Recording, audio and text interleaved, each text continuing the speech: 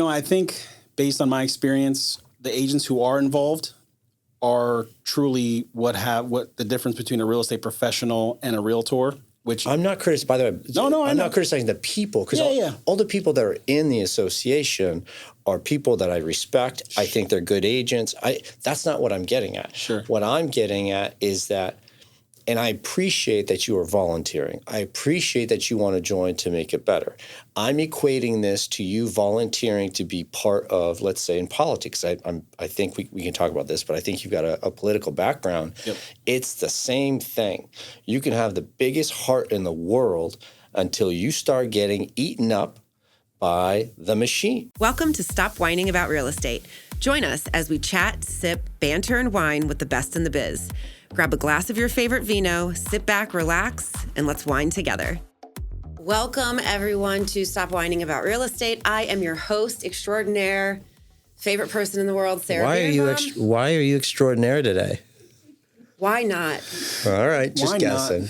My co-host, extraordinaire, Emmanuel St. Germain, and our guest today, James Hackman. James Hackman is a newer but in his own right rock star realtor that kind of came out of the gate firing, and he and I have become friends.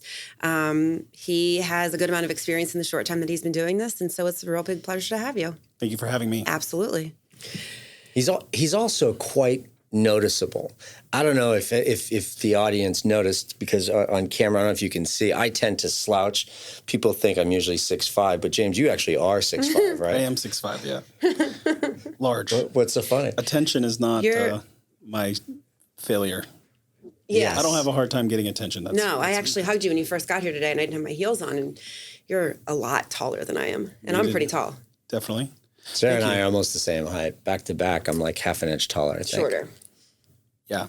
I don't Thank you for having me. Well, that's good. So we were just talking about we were talking about the association, and we're talking about the Realtor Association. Our local association is Our World. It's the third largest in the country. What's number one? California. And two? Good question. I think it's out in California. I think so too. Yeah. Mm-hmm. And number two is also? I think both are in California. I believe so. I don't know. I just know we're third. I know. That's a funny thing, too. Me too. I think they're both out west, if I remember correctly. I want to say we're at 43,000 members now. Yes. Okay. So we'll talk about us, not them. So true, fair enough. So the association is something that we've been a part of. Do you know how many years now? It's been a long time, but 9 years. 9 years. Yep. So prior to Sarah, we just kind of used it, sporadically. We would do a lot of the new member orientation. We just didn't really have quite the system, and we certainly didn't get involved the way that once Sarah became a part of our networking space and everything that she's doing. And both of you, we were just talking about leadership and talking about serving on some of the different roles and things like that. And, you shared your motivation. I think all of that stuff is great. What I want to lead into, and the reason I'm recapping, is where do you go from here? Sure. So I just finished or graduated from Leadership Academy class of 2024. I am currently the chair for RPAC, which is the Realtor Political Action Committee. I am serving on South Broward Regional Board, and I'll cover all of these things on what they are and what they do. And I was just going to say, this is what we were talking about podcasts and like how to have conversations. I'm like, all right, RPAC. Most people don't know what it is. Let's talk about it in just a second. Let's do it. Yeah. So I am currently 2024 vice chair for Broward County RPAC, and essentially it is the vehicle or the financial vehicle for the Realtor Party. And we're not red, we're not blue. We are the purple. We are the purple party. We're the purple party, and we advocate for private property rights for homeowners. And specifically, if there is an ordinance that gets proposed in a municipality, RPAC will endorse candidates who are in favorable of private property rights. And we have a government affairs committee, which I am also serving on this year, which do candidate screening. So I don't want to get off of RPAC, but it's important to understand where the RPAC dollars are spent. They're spent with the candidates who see eye to eye with property rights, meaning short-term rentals. Maybe the candidate is a little bit more green, and we need to focus or help the incumbent with different things that may come up on the agenda. Obviously, it's, we never want to favor nepotism or anything like that, but it's something that we want a seat at the table, and we want to make sure that the homeowners are protected. Okay. So let's talk about that though. So RPAC is how big is it? Is it a national thing? Is it county? How does it work? How much money does it have? Good question. So we have multi-level. We have national, state, and local. I know that I, work and volunteer for the local RPAC, and you can donate for Florida Realtors portal or National Association of Realtors portal. I don't know how much money we have in the bank, but Do you know how much your RPAC raised this year? Do you guys know what you ended with, or are you going to end with? It's a good question. Yeah. I know our goal was around 1.7, and dues billing raised around 630,000. Oh, nice. So I think we raised. I know we raised over $1 million, but I know that we came in short of the Florida Realtors goal based on dues billing and things of that nature. So you said something that triggered a thought for me, and I just wanted to give you an offer. And no, it's not going to be a check for RPAC, but even better than a check for RPAC. I noticed you said you're not red, you're not blue, you're purple. Oh, God. I happen to have a purple cow that would love to show up sometime. Perfect. In her purple cow outfit. Okay. At an event, especially if it raises money. I'd be happy to donate that. I'll do it. Kindness of my heart. I will do it for a major investor donation for 2025. Thank you, Sarah. Ooh, see how she negotiates? I love that. Sure. Great. So whenever the Name the event, I will show up in the purple cow costume, and it's a full costume. This is documented. Covers my head. Yeah, proof. Gives me a belly. Purple cow. Is that Sick. really what gives us belly? I love it. Perfect. And I Done. Major investor. I'll be one as soon as you give me the date. Can we get you as a celebrity bartender this year? As the purple cow? Maybe. Sure. No, you're not going to be able to hold anything. You don't actually bartend. You just raise a ton of money. I love Remember, I won last time. Oh, do you remember how you won last time? This can be Ben amended. Schachter. That agreement can be amended, but the major investor cannot be amended. Perfect. I'm sorry. How did you win last time? Ben Schachter. Really? There was a combination of people. I was problem. against you. I know you were. I beat you. Well, I did beat you. you did beat me. Yeah. I'll take defeat to that. And it wasn't Stop because the of Ben. count. Stop the count. But Should I support James this time and see who wins? Sure. It's all towards the greater good. exactly. Yes. All right. So we RPAC talked one, about sorry. RPAC. So RPAC, we got that going. Yes. So I just want to say one thing really quick because I don't think that this is highlighted enough. And this will speak to you because it affected you directly and your pockets. RPAC is very responsible for keeping things moving, running, and working during COVID when they wanted to shut things down, title companies, mortgage, all of that stuff. They wanted to kind of stop it. RPAC fought to keep all of that stuff running. And I remember 2020, most everybody in our industry made a ton of money. We're very, very busy. So, I think that that's something to be noticed. So it's not just, people meeting and just kind of picking their favorites. They truly do fight for not only homeowners, but the industry that is working with and protecting the homeowners. So something to note. Fair enough. To piggyback off that, they actually deemed essential all 1099 employees. So all of the 1099 industry was pretty much doors were open the following, and it was realtors, the RPAC, made sure that we were conversating with DeSantis and the state and local. So I knew I was essential. I don't mean like in an ego way, the way it sounds, but Dr. Mortgage, yeah. No, but meaning like I literally like in that office, I was out of there maybe for 2 weeks. Yep. You know what I mean? And that was just from the start. After that, I was in the office every day. Yep. And I remember getting the sheet of essential, but I didn't realize. So I don't remember in the beginning how many purchases we were doing versus refinances because the rates had dropped so fast.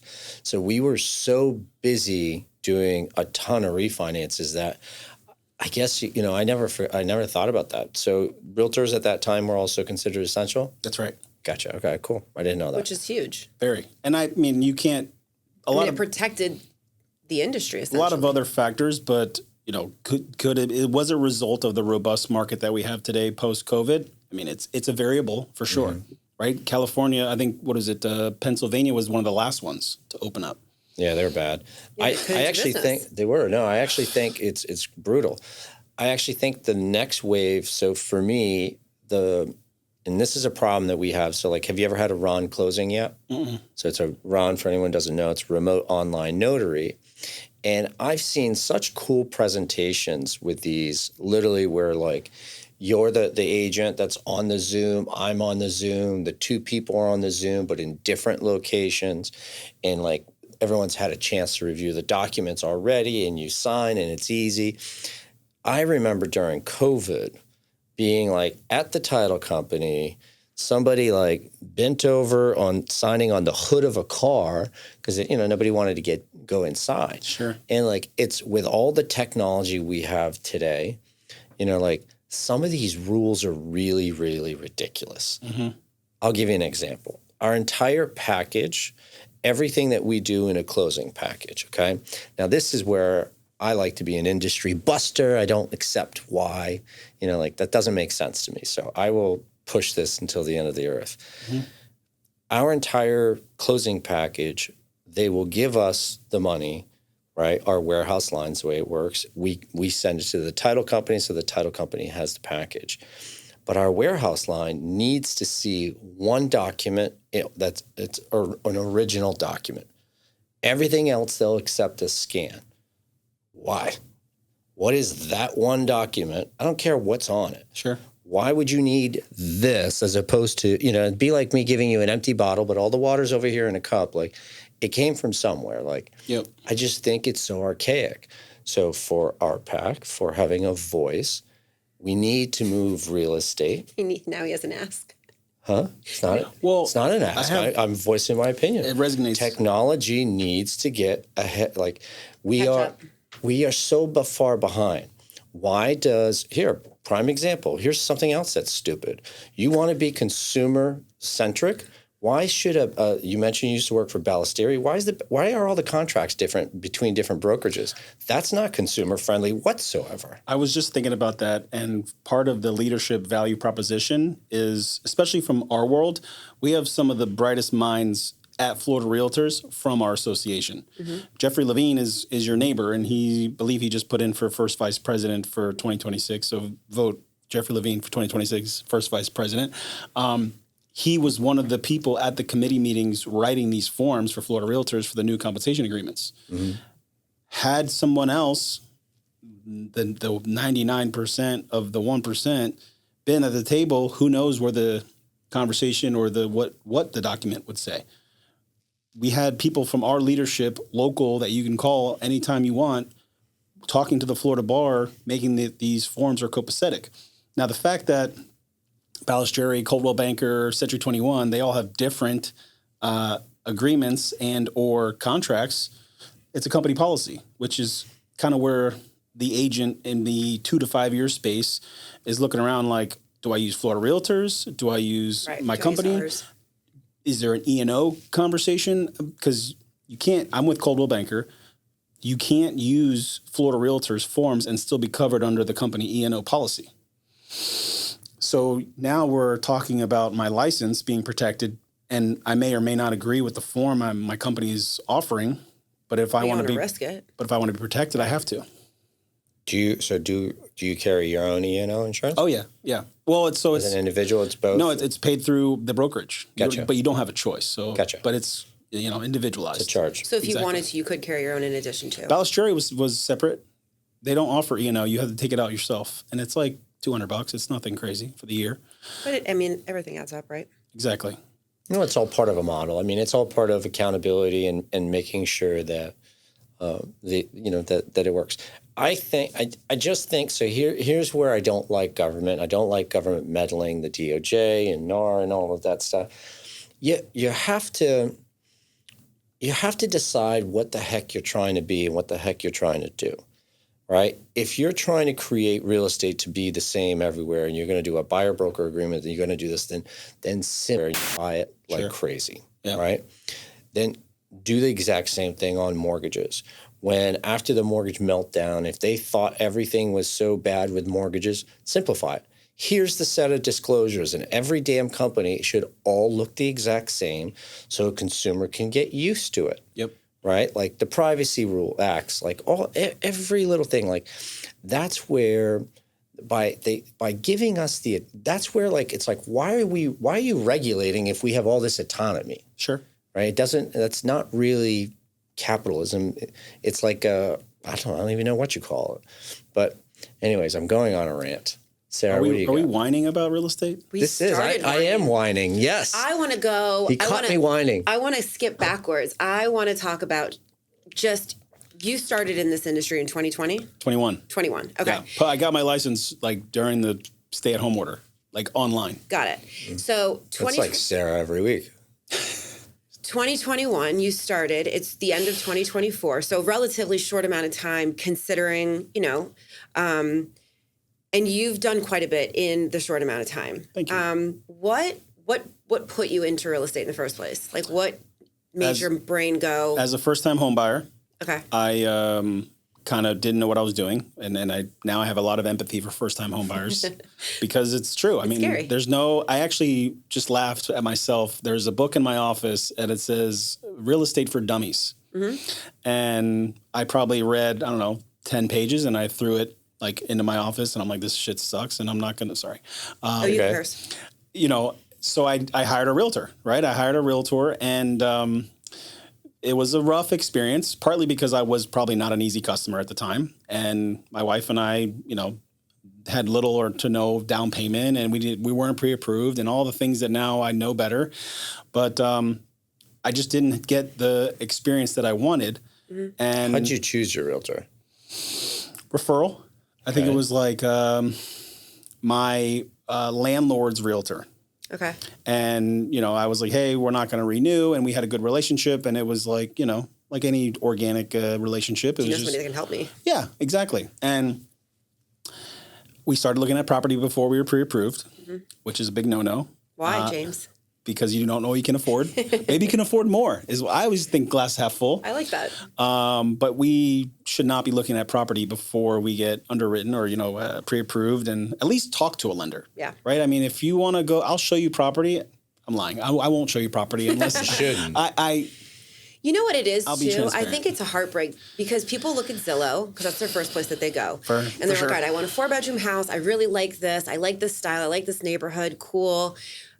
600,000. Fine. They're like, I want to look at a house that's 600,000. They have zero idea of what they're going to qualify for. Yep. And so they get their heart set on this package of what that's going to look like when they buy. Yep. And then it comes over to the mortgage side, and it may not be that 600. It may be 500, 450. And that's a big difference when you're looking at houses. And all of a sudden their heart's broken. Yep. And they're looking at the things that they can afford and they're going, I hate everything. And it's not that everything is so bad, but compared to where their dreams and their, the fantasies of what they could do before and where they are now, they're like, you know what? I don't want to do this anymore. And it's disheartening and it discourages them. And they're like, I'm not buying a house. It's not for me. I do like the Realtor.com aspect of that, and I'm sure Zillow does it too. But since we're sponsored by both, we figured we should give them a shout out. No, I'm just kidding. Definitely. Could you imagine? That'd be cool. It would be cool. Anything's possible. Yeah, you can call me. 2025. But what I like with the Realtor.com thing, like had you done that, it's easy because there's a whole payment section, and the rate is like, it's not the most aggressive, but it's not a bad interest rate. Sure. But it's showing you if you put 20% down, here's a ballpark. Yep. So if you're coming in and saying like, oh, I was on Realtor.com, I saw this house, and then like if we're close to that payment and you go, well, I was kind of hoping to be, $1,000 less. Great. How did you plan on getting there? Sure. Do you want to, you want to put more It money opens down? the conversation. It's giving you some sort of, it's giving the consumer, I should say, not you in this context, Sure. but like some sort of reference point. Yeah, no. So got my license, and I shopped around for a little bit on where to go. And I went to Century 21 Stein Posner. How are some of those decisions? So like walk us through the decision-making process. Well, no, I'm interested in this part because you have the first experience, right? So you had what was important to you before you knew what being an agent day-to-day really was. You closed before you signed with Stein? No. Okay. But wait. No, because I bought my house with Stein. Like I bought my house Got it. as my own Okay. realtor. Okay, got it. Sorry. Was your agent at that time with that brokerage? No. Okay, perfect. So now I want to know exactly good, bad, or indifferent. Doesn't matter who that agent was. Like not trying to blow them up. No, exactly. But I'm curious about the process to how Stein is who you ended up with. And we don't need to share the names of who you didn't go with, but just like talk about the process of like choosing your first brokerage. What were the things that were most important to you? And like, what were some of the things that were offered to you, but that they didn't add value? That's a great question. Thank you. So there is, much like your role, there's like a development. My role might be up for grabs in 2025. There's a development role We got some amongst top-notch people. I think the better brokerages have somebody in place that is just strictly recruitment. And I got a few phone calls. I don't know if everybody knows this, but once you get your license, every broker calls you, or a lot of brokers call you saying, hey, I know you just got your license. Come on board. We're happy to have you, blah, blah, blah. I didn't like that pitch, and I wanted to do my own thing organically. I think I Googled Stein Posner. Can we stop real quick? All right. Let's go over that business model. Okay. So let's say, Sarah, if everyone's calling you, why? Do you cost the employer any money up front? No. No, they're paying the dues and the fees up front. Who does? Actually, they make money up front. They don't cost them. Yeah, they don't They cost make them. money. Yeah. You got to pay to be a part Sign of it. on. Yeah. Okay. You may Just never solved- sell or we don't. you may I never just solved sell your or have problem. a buyer ever No, but again. I just solved your problem. Why? So like that's the whole point. They make money. For me, it's the opposite. Okay. We lose money if we hire you're- a green loan officer. It's not about a green loan officer. We don't. If you come on, you cost me between licensing for your CRM, licensing for all the technology, potential for insurance, all of these things. You're costing me $700 a month. Yep. So it's very fast. If you don't have any experience and you're not going to do a loan for 3 or 4 months, like no thanks. Sure. But that's not his world. No, he's comparing. I understand what I'm doing is I'm comparing it and I'm helping him see the light why it's so easy to become a realtor. Sure. And all of a sudden, like, whereas we're not interested in someone unless they add value. Like, Sure. there's no home Produce. for you. Yeah. Makes The sense. only homes that they have, like, are the kids. They go to like I forget the name of that company. It's a company in West Palm, but like the call center type companies. Yep. Right. Rocket Mortgage. Well, that's it's a Volume. very large calling center. But yes. All right. Sorry. So back to Yeah. So I interviewed probably 3 other brokerages in Boca. I'm born and raised in Boca. I now live in Plantation, but I went to like your typical, franchise brokerages, and the person who was in charge of recruiting at the time just completely different perspective. And we had it was nothing about real estate. It was just like, what is your deal? Like, who are you? Like, you just got your license, but that's not what I'm like interested in. Like, who are you as a person? Which I think that goes to show you the culture of Stein Posner. I don't know if we're supposed to highlight. It's okay. That's fine. That goes to show you the culture of Stein Posner is like, it's almost like business is a second thought, and the first thought is professional growth or like personal growth. And We want you, James, to fit in here and be happy and thrive. and what is your deal? And it's almost like the gatekeeper. It's like, are you worth being an agent here versus like, we'll take anybody that gets their Makes you license. want it more. Yeah. And it's like, okay, they actually care about me in theory. They do care, but they care about you in theory. And I feel like you have the similar attributes. We've talked about this. We have talked about this. Actually, I thought about this and what I was going to mention, Mr. Schmooze. When I first met Sarah and Emmanuel, the dynamic duo, he gifted me an Audible of Mr. Schmooze. Yep, I remember that. And I had to like download Audible or like re-download Audible on my phone because I didn't know Audible. Now I'm like an Audible fanatic, partly because of Mr. Schmooze. But it was something that just different. And that's kind of how I started. I closed over $1 million my first year in real estate. And most of it was SOI and your typical grassroots, like father-in-law, friends of friends, blah, blah, blah. And then really, I think your SOI really teaches you the most about yourself and your business. Define SOI for anyone who doesn't know what that is. Sphere of influence. Okay. I know Sarah's going to ask me later, so I figured I would just get it out of the way. No, I've heard the SOI drop on this podcast before. So sphere of influence. I didn't know what you were referring to. I'm just teasing it.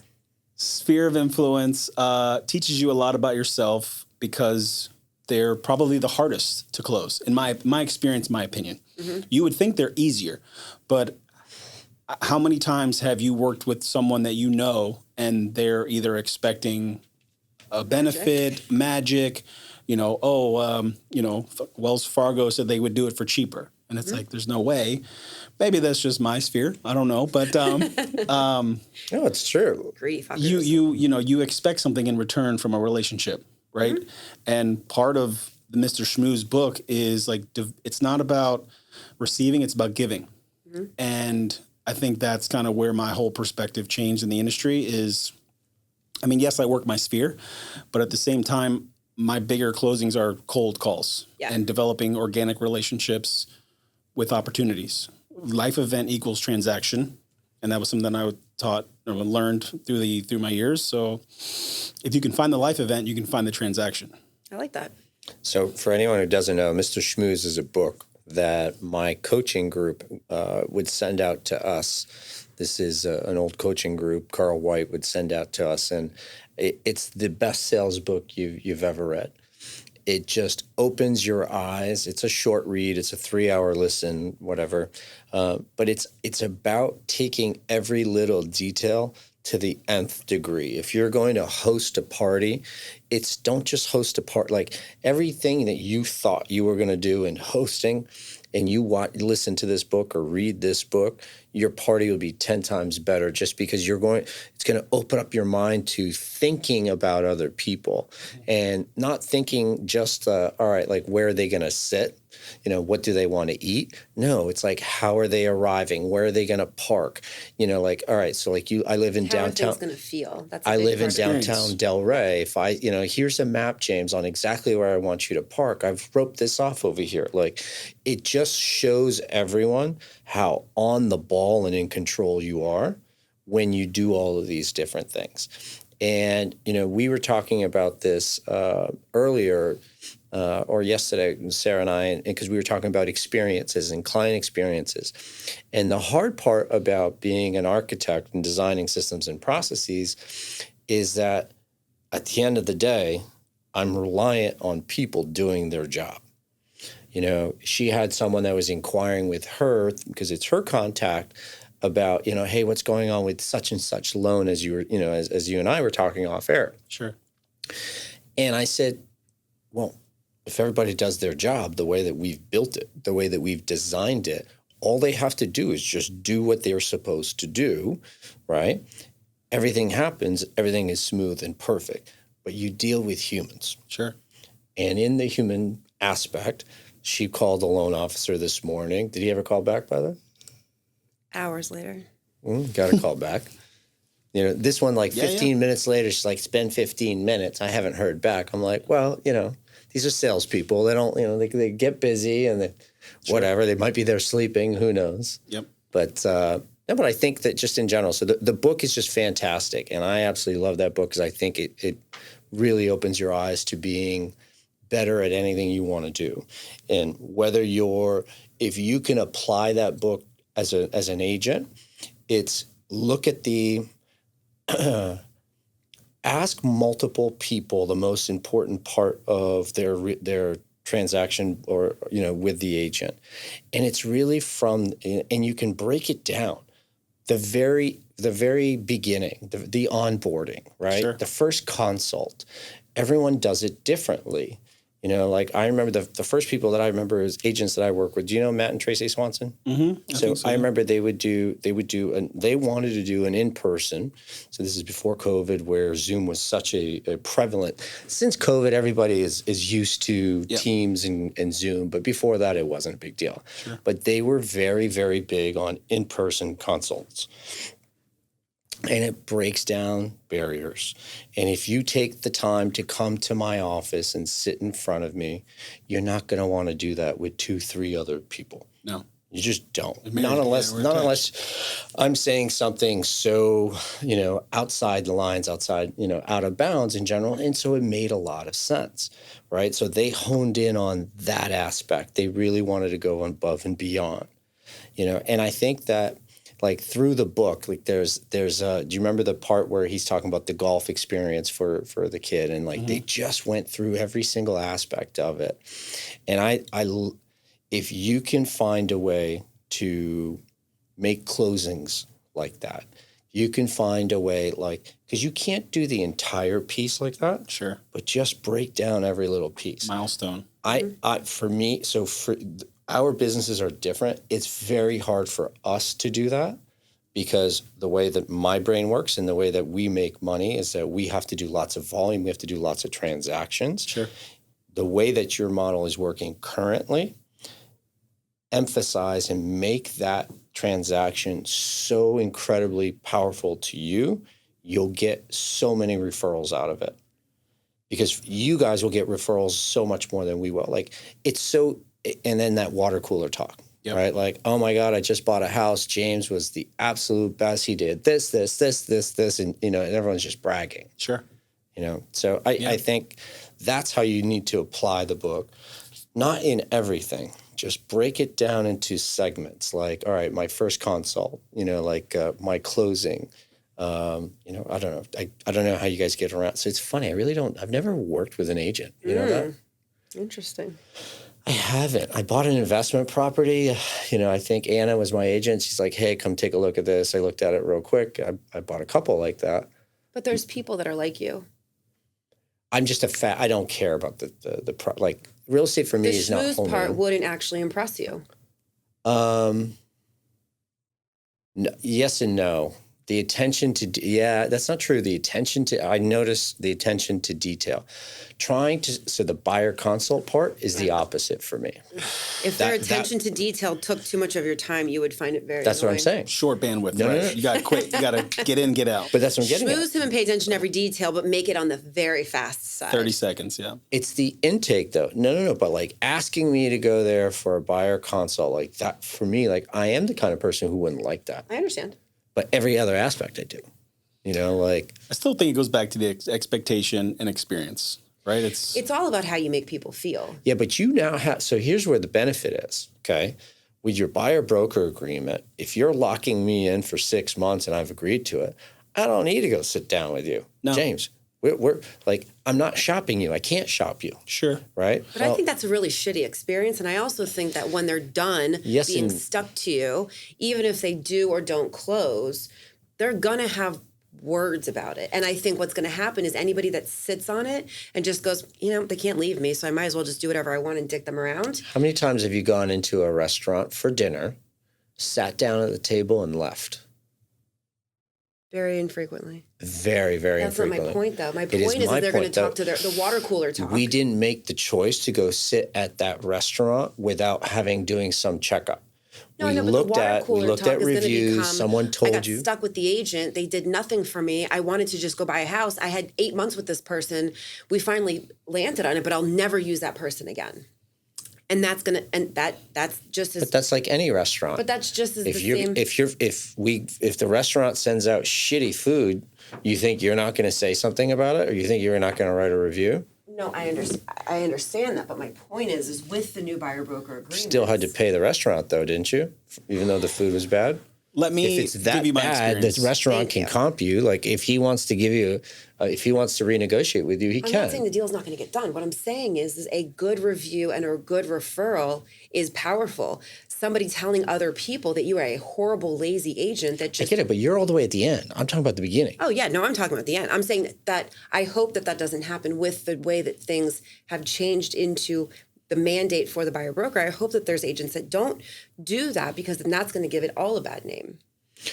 I mean, right? I still think you can. Maybe we should ask the I still agent. think you can fire your broker. Absolutely. You can. There. I'm sure there are ways where you can say, hey, like if you want to keep me under contract, like no problem. Here's everything I'm going to write about you and your contract all over social media. So, I have experience in this. Yeah. Let me give you my perspective and my experience. Most of my buyer broker agreements have come from sellers. who are either financing a little bit or, I can't show them property that they're either downgrading or upgrading unless we have a buyer broker agreement. And it stipulates compensation, right? So I think the objective of the form makes sense because you're going to eliminate a lot of these conversations of the food sucks, I don't want to work with you, I'm out. And on the opposite side of that is it's still a relationship business. Mm-hmm. So the thing that kind of makes things a little more complicated is having a listing appointment and having 20 forms as opposed to 10, right? Because you have all your disclosures, you have your listing agreement, and now I have to show you a buyer broker agreement because you want to go look at property once I get you under contract and sold. So those conversations are still new and kind of navigating as they progress. But I think from the person who has the buyer broker, your typical buyer transaction experience, you should, I don't limit them for 6 months. I do per property and figure out obviously we're not meeting at the property for the first time. There's got to be some type of relationship or it's probably not going to work. Do longer than that, bro. I fire buyers all the time. Because but you can do longer. Do 7 at one property is too short. You depends on the customer. Depends on the customer. It depends on the customer. Depends on what their objective is. Why are they doing the things that they're doing? Because again, if they're not pre-approved, then this agreement means nothing either because you're not a qualified buyer. If you're pre-approved and we know that we have a good relationship, I don't think the buyer broker agreement. I'm doing it because I'm obligated to, or by law. I actually think, by the way, in what you were saying, if you're dealing with a seller, the fact that I actually think that's probably easier. And here's how my brain would spin it, because the bottom line is that you've had a conversation prior to the buyer broker agreement, I'm guessing, in order to get your listing agreement that essentially says, I'm charging you 6%. Here's what we're going to do. My plan is to pay this person, however it works, right? But the point is that you could say, just like you are paying 6% and we're giving 3% to this person, I'm charging you 3%. When we go to make your offer, that seller's going to pay. Exactly. And we will build it into, if for whatever reason they have chosen to pay 4 instead of 6, we will build it into our offer to make sure that everything works out the way it's supposed to. Exactly. And my perspective of this conversation from the listing side is I like to call the buyer's agent to ask them, what about the property interested the buyer?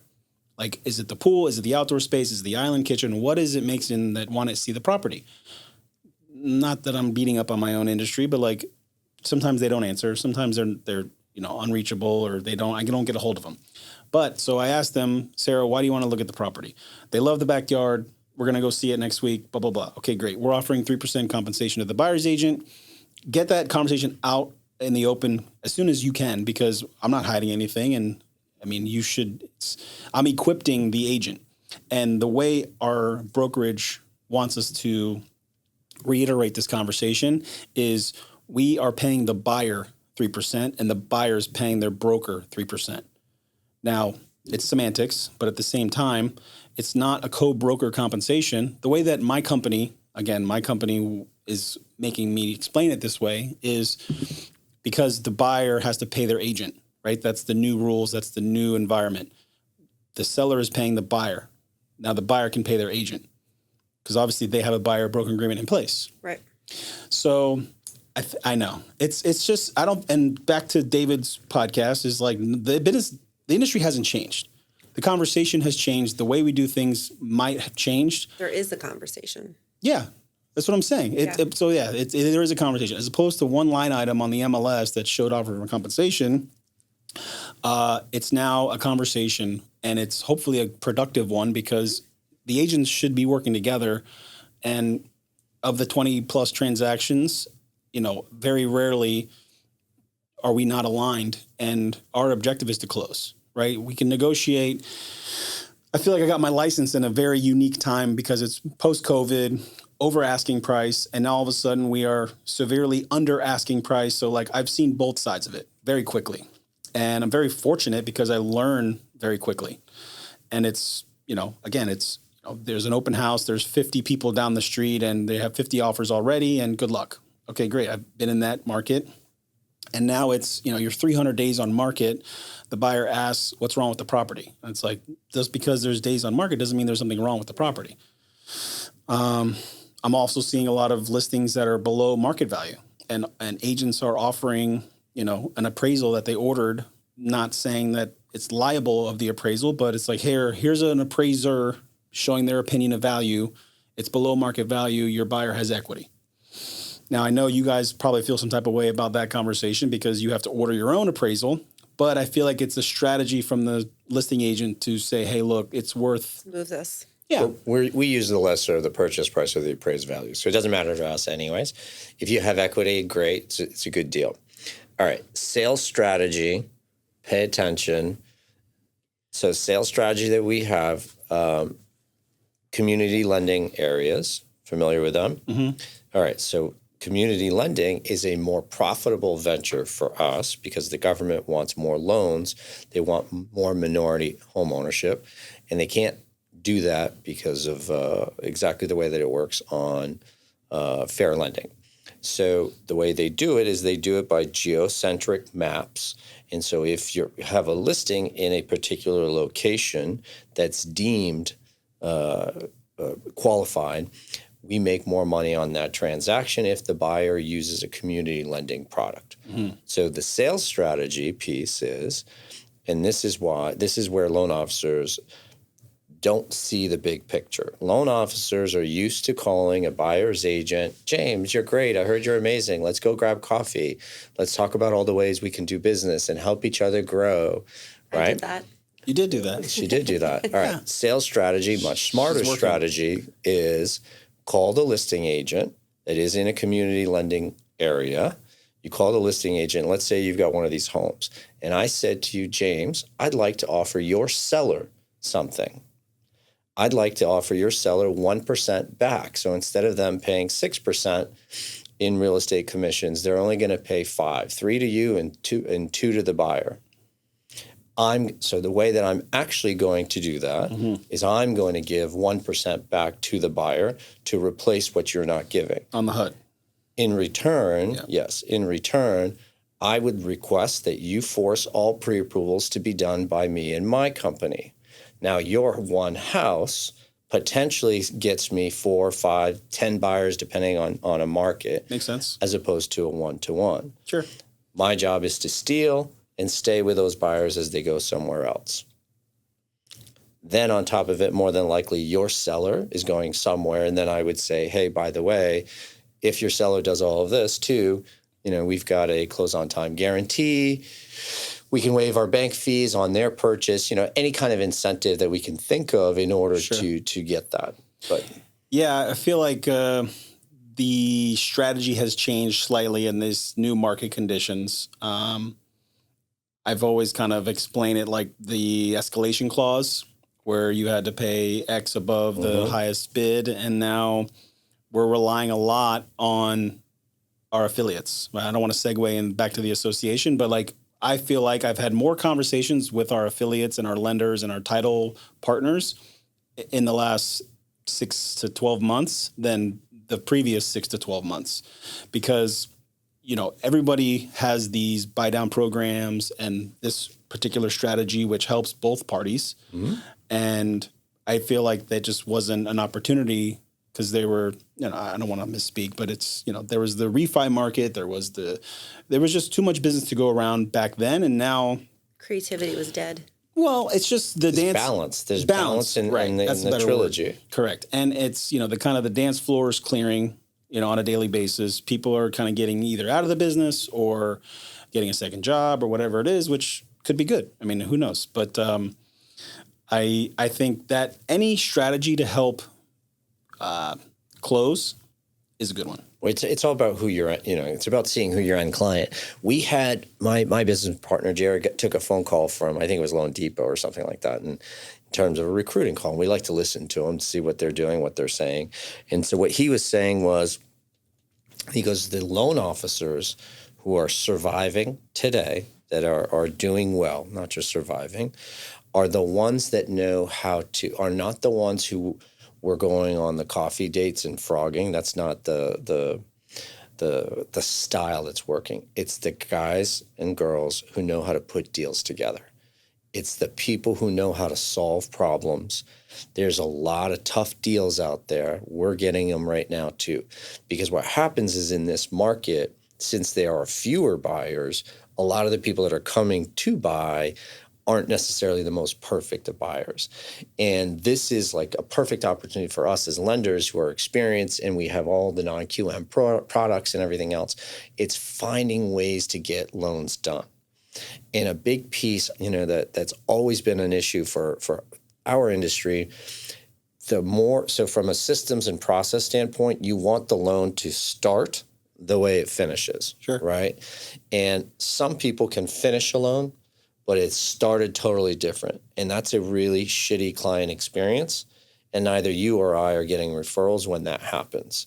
Agreed. So that's where the information up front, that's where being a professional, that's where being the mortgage doctor, whatever you want to call the experienced person has to extract that information from the individual so we can put it together and end up where you're getting Mr. Schmooze closing and you're able to, to take it home. Yeah, absolutely. And I think that's where the seasoned agent comes in, where, you got to think outside the box, get ahead of things, and not to, I don't want to say undermine, but not to I always try to stay in my lane, right? I never like to get on the title side or the lender side, but I just like to ask questions and understand kind of your process to take a little bit off your guys' plate.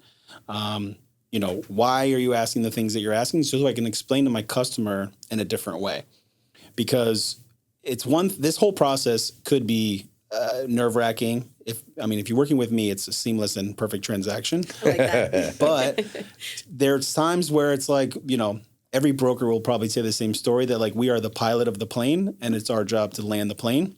Mm-hmm. We will have turbulence, but we're going to close and we're going to land. So, and I love working with you guys because it's a conversation. Hey, they need to, there's a discrepancy with XYZ on the bank statements, or there's only so many variables. And because you need to hire a seasoned loan officer, they've probably seen it before. Mm-hmm. So, not to knock the brick and mortar or the financial bank underwriters or loan officers, but it's different. Just different. Yeah. It's fast food versus chef, in my opinion.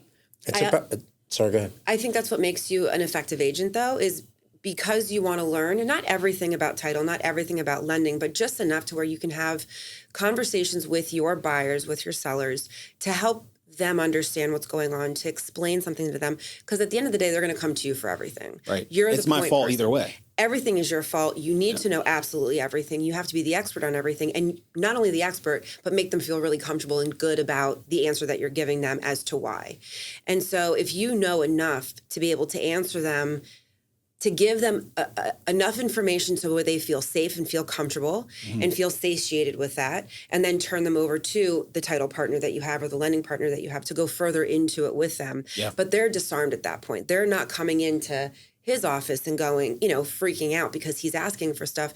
You've settled them and you've made them have that feeling of security. Mm-hmm. And they're like, James said this was good. He explained it to me. Let's move forward. And that, for us, is huge, because working with an agent that's able to do that helps us to do what we're supposed to be doing, which is getting to the finish line, getting to that closing. Yep. And the person is having a much better experience in the whole process and not fighting everything that we're asking for because you said it was okay. Right. Which is huge. To add to that, though, so my advice to agents, I think what's changed is here's 3 names.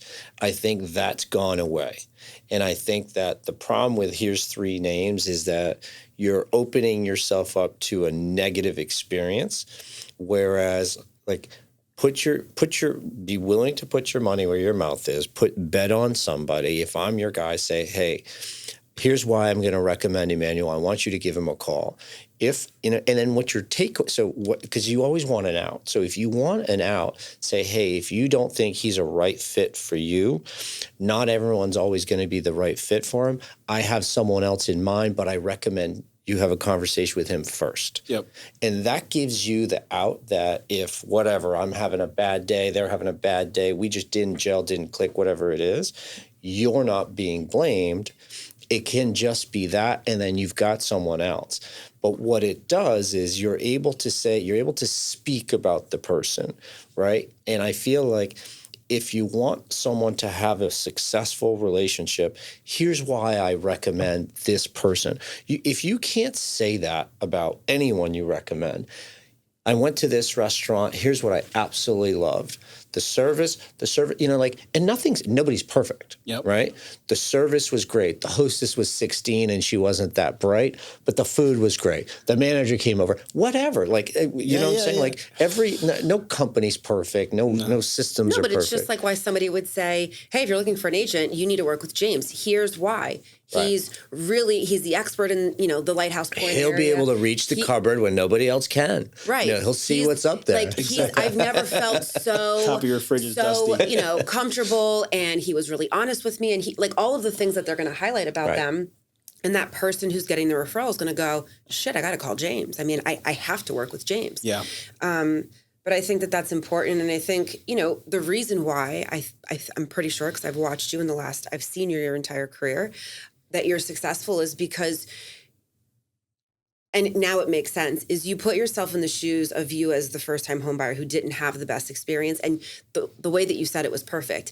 It didn't go or feel the way that I thought it should or would. Sure. And that's huge. And whether you're a first-time home buyer, second or third, I think that there's an expectation of what this process is going to be like. Yep. And I think, expectations don't always have to be on par with what is going to really happen, but that meant a lot to you and that stuck with you. And so I think when you're meeting with somebody, seller, buyer, whatever, you're putting yourself in their shoes because you remember what it felt like for you. Exactly. And you want to make sure that it's completely the opposite for them. And I think that probably shines through.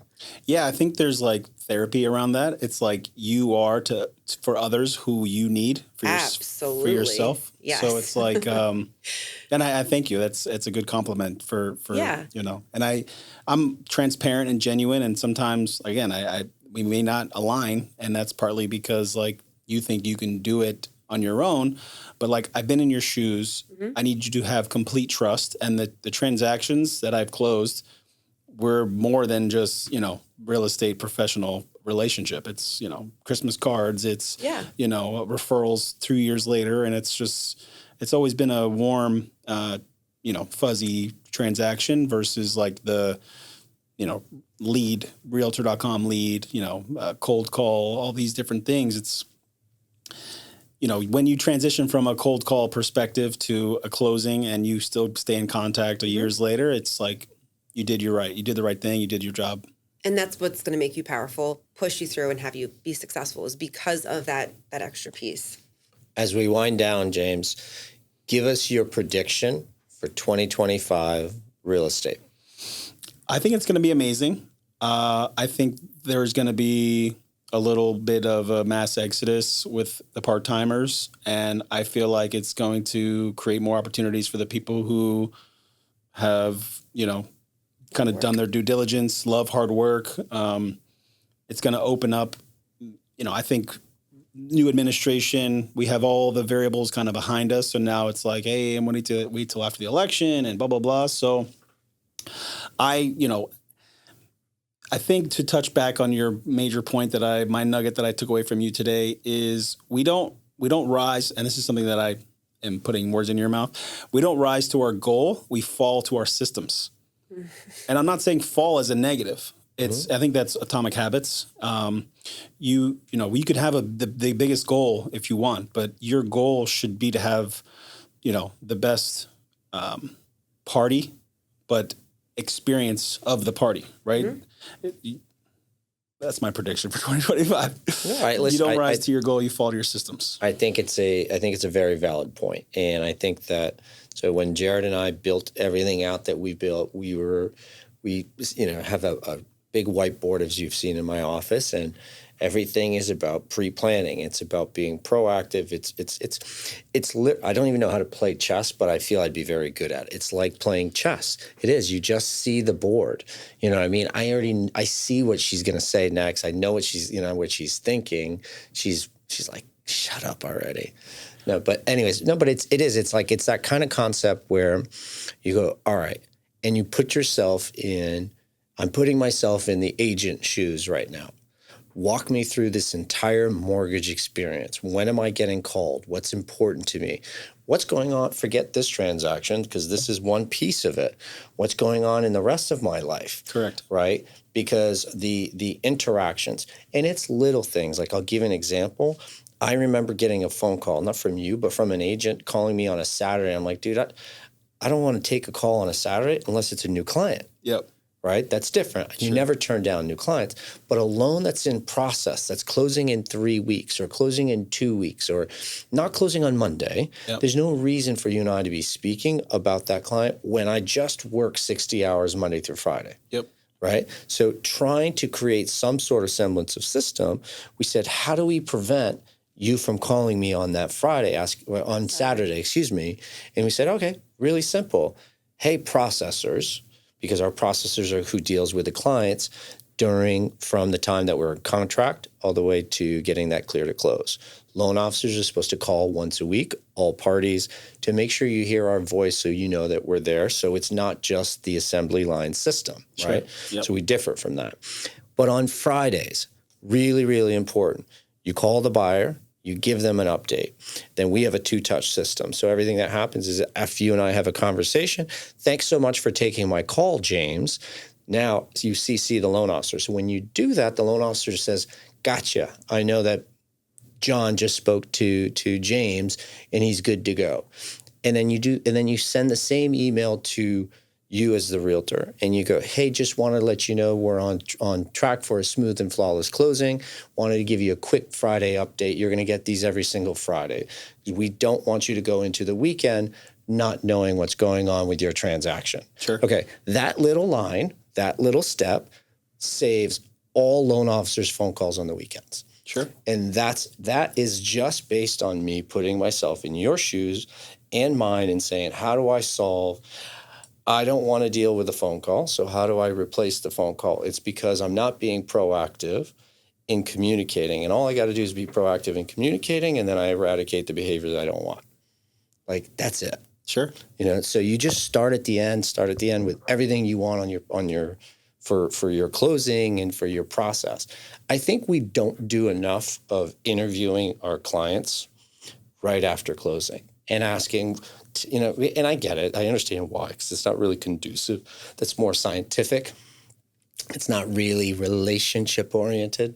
But if you could find out right after a closing, tell me everything that was great. Tell me everything that needs improvement. I speak with my agents, and I ask them. Are you calling to congratulate them on the day of closings? I am actually, Emmanuel. Oh, you started that, have you? Yeah, I actually did do that. You want me to call the day before the closing happens. No, the day So we're going to switch that. Yes. What I was doing was not correct in your world. Correct. Right. But I am calling, and I am checking, and I am asking about the transaction. I'm asking about the loan officer, how things went, how the buyer was, everything. Again, this is where I'm hard to work for, is because I want constant improvement. There's nothing, because I see it's never going to be perfect. But if you just sit back and you don't try to be perfect, you're not going to be better either. Sure. Right? So it's just about trying to attain perfection in an imperfect world. Do you feel closer to perfect now that you've had an hour with him? Absolutely. I bet. See? It worked. Do your job. He's a big Belichick guy. Just do it. Exactly. Just do it for Michael. He thinks and it's then Tom do Brady. your job. I don't think all Tom the goats. Brady. He's the Dr. Goat. I love it.